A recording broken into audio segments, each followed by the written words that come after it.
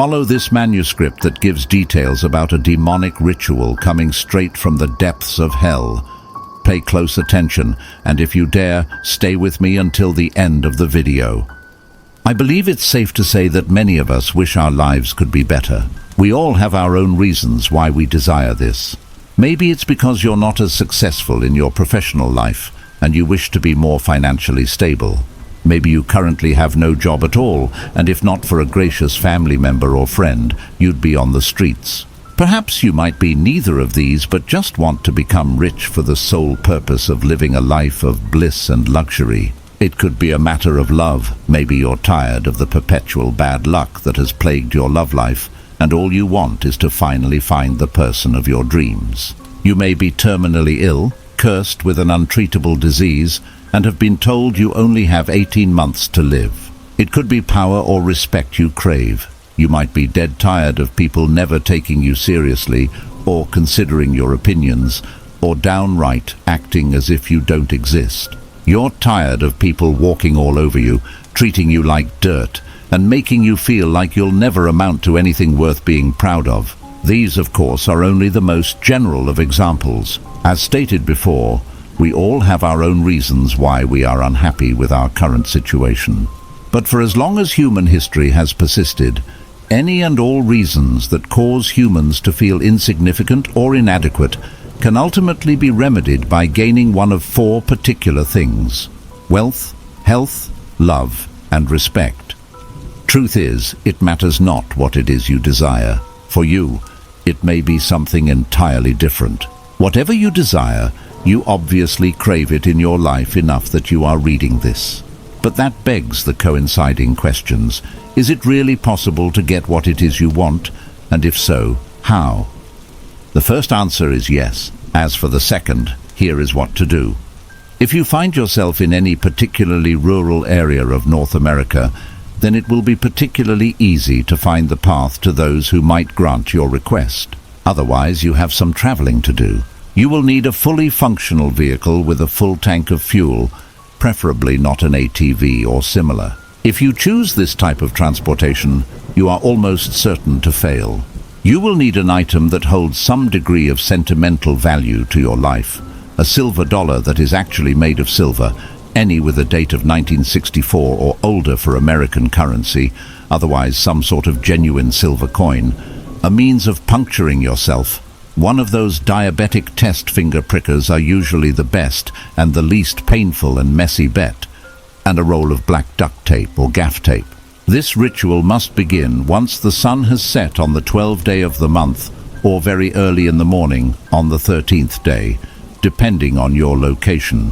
Just make sure you have enough time to reach the appropriate destination before 3 a.m., but no earlier than 12 a.m. This ritual will not work at any other time or day of the month, as it is only during this window that the path to your destination will present itself. Take your item, your puncturing device, silver dollar and duct tape, and get in your vehicle. Now, drive to wherever the closest rural highway is, and pull over somewhere close to it. At this point, take the tape and completely black out your rear view and side mirrors.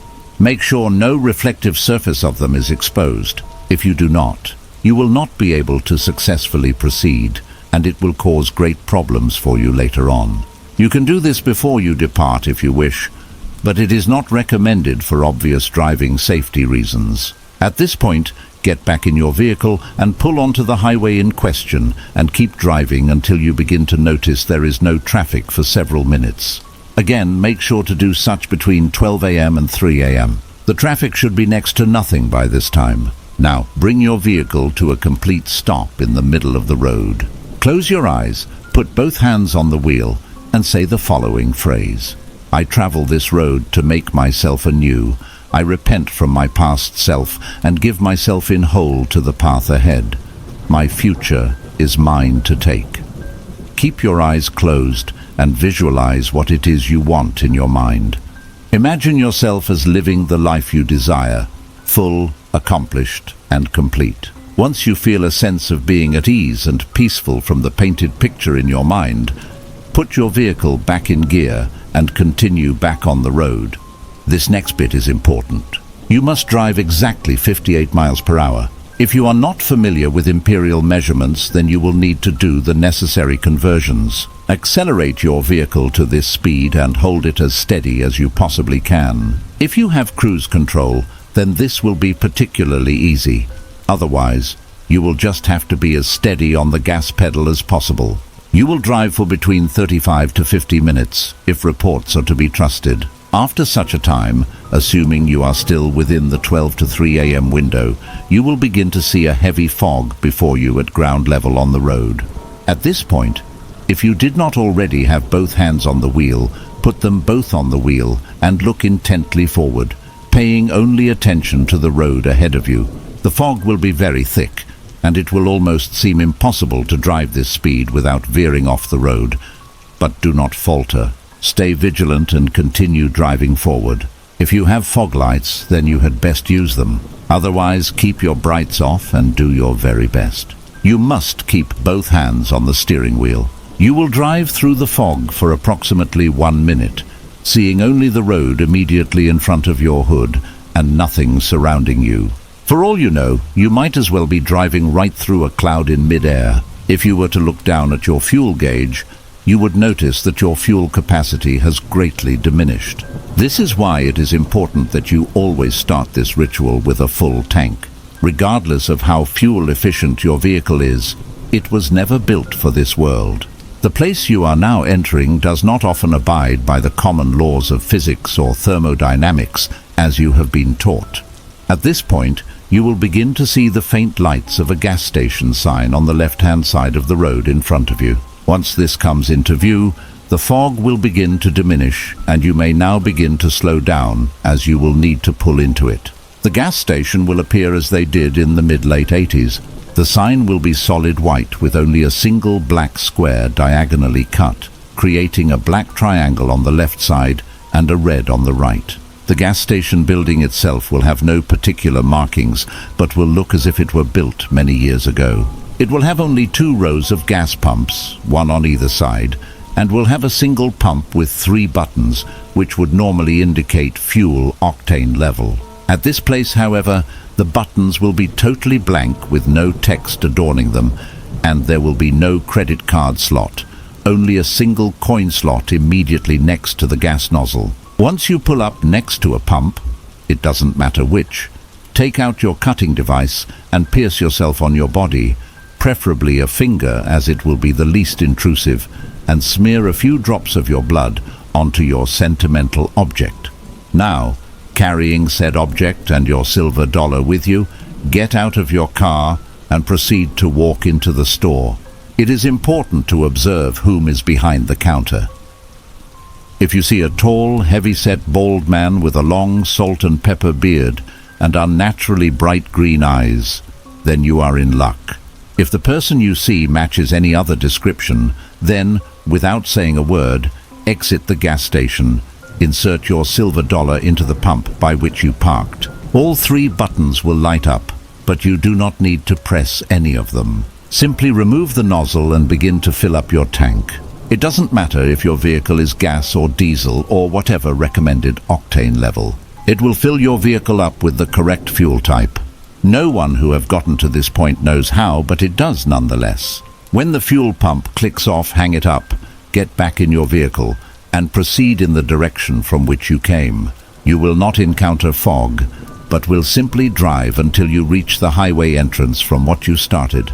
At this point, proceed back home and attempt the ritual again on the same day of the next month. Again, if reports are to be trusted, it will only take a maximum of 3 attempts before the right person is behind the counter, so do not be discouraged if the first 1 or 2 times it is not the right person. In case you're wondering, yes, you may use the same items that you had gathered the first time you attempted the ritual, though you will need to re-prick your finger and drip new blood onto your object of sentimental value, as it must be fresh. If you see the correct person behind the counter, then this is how to proceed. Approach the counter with your objects and say nothing. The man will not move or say anything. Stop directly in front of the counter, sit your sentimental object and coin on the countertop and say the following. I am a traveler who seeks great change on the uncertain road ahead. Will you grant me safe passage?" The man will utter something of a slight smile and will take your item and place it under the counter. He will then take from his shirt pocket a gold coin and place it in front of you, saying nothing. The coin will have no text. Its only marking will be the same symbol from the gas station sign. Without saying anything else, take the coin, exit the building, and walk over to the same gas pump you parked by. Insert the coin into the slot. All 3 unmarked buttons will light up. Without pressing any of them, remove the nozzle and fill your tank.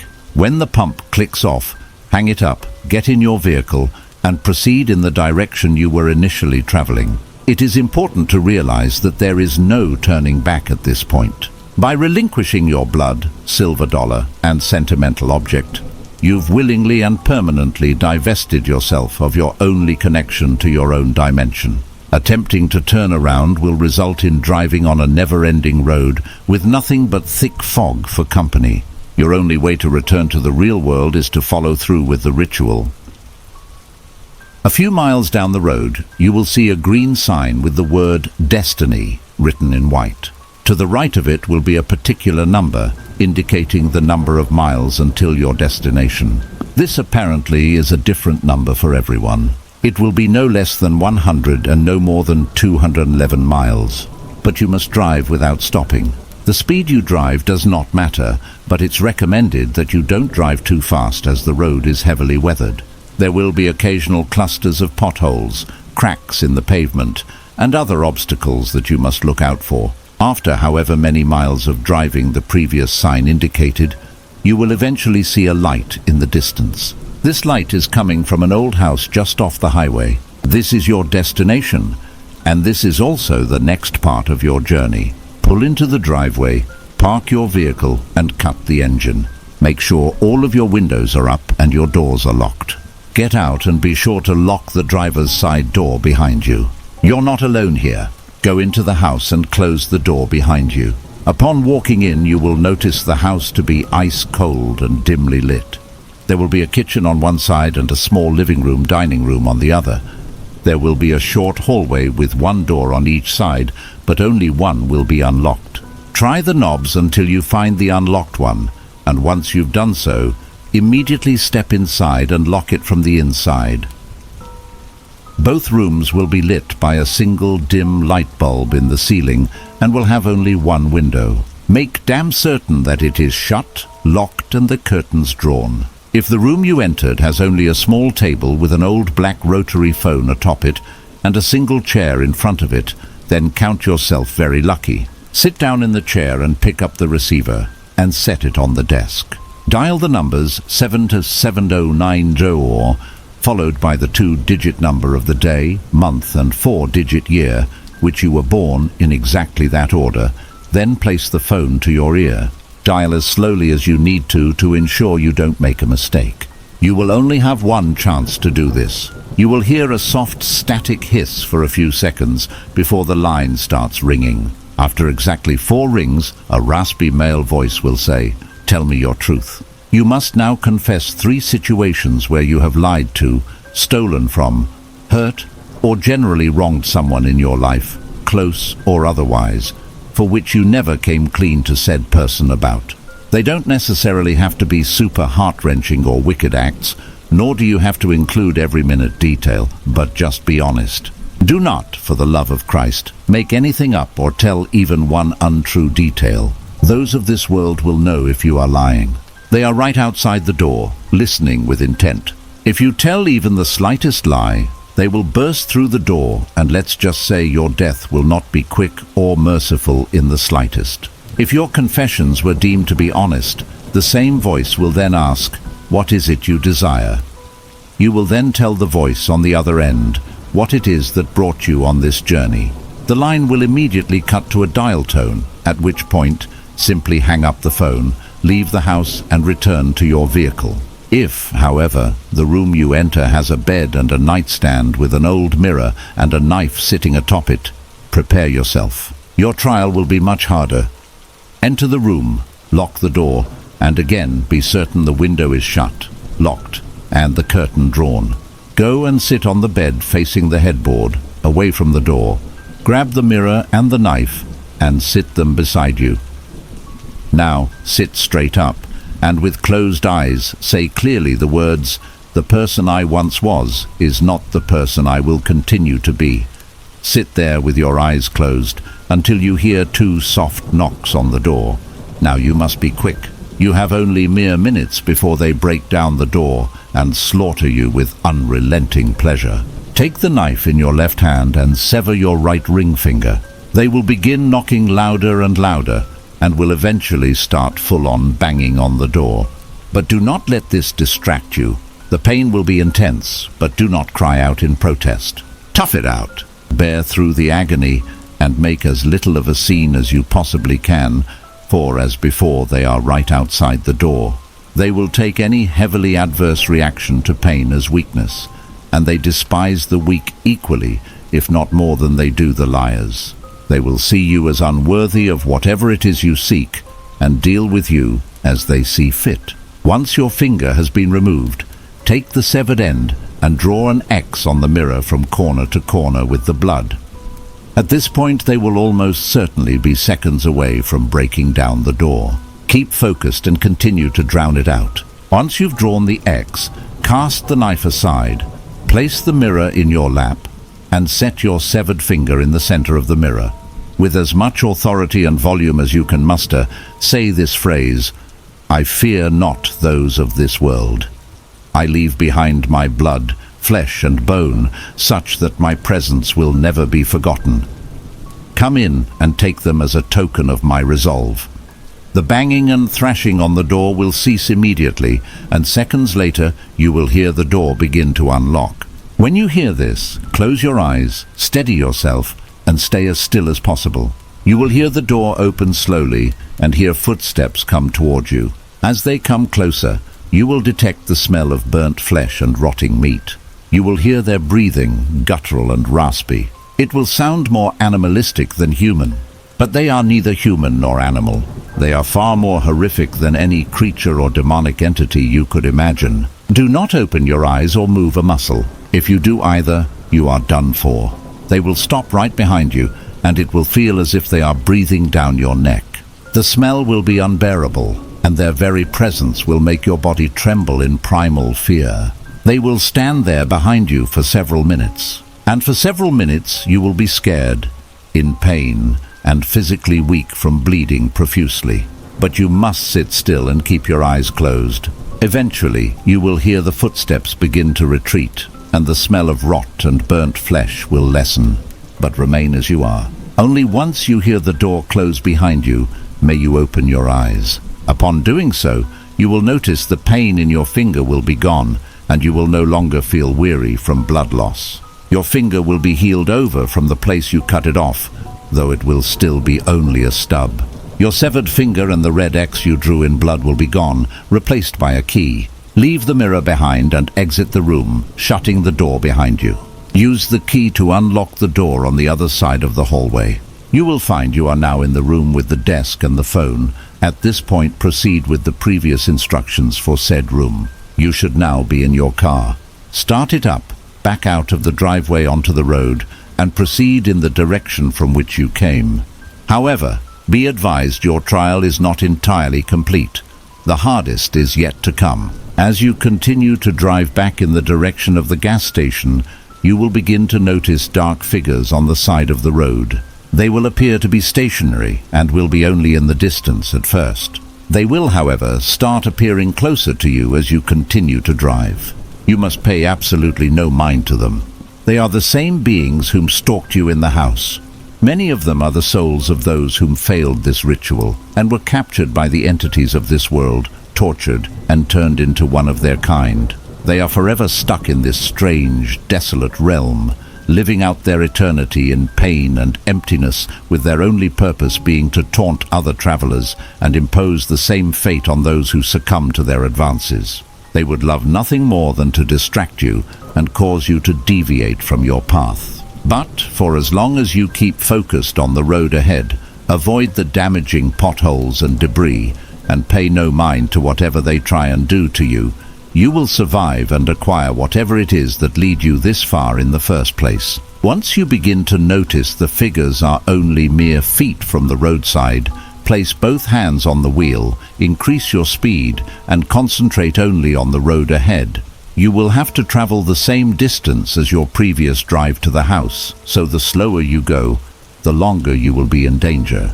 Do your best not to give in to their attacks. They will yell at you in loud, unsettling voices, so loud that your eardrums will feel on the verge of bursting. They will throw things at your vehicle or attempt to distract you and cause you to hit a bump or pothole in attempts to damage it and cause you to wreck. They will try to cause electrical or mechanical failures to cause you to stall out. This is why an ATV or other non-enclosed vehicle is a horrible idea for this journey. These beings will do absolutely everything in their power to stop you and leave you with no manner of escape. If they succeed, you have no chance of getting away. You cannot outrun them on foot, and no weapon from our world will hold them off. If they manage to stop you, and you do have a weapon on you, do yourself a favor and use it on yourself. It will be a much more pleasant fate, I promise. Your only hope for survival is to speed up and try to keep them as far behind you as possible. The more distance you can gain, the less they will be able to do. Your mirrors are covered with tape, and you will have no way of knowing just how close they are to you or how many are chasing you. This is for your benefit, as seeing them in detail will undoubtedly paralyze you in fear, and looking back in general is a distraction you can't afford. Keep driving. Go as fast as you can while still holding the road and avoiding any obstacles that you encounter. As you make your way further down the road, you will certainly have received some kind of damage to your vehicle from their malicious advances. There will be dozens, maybe even hundreds of them on your tail.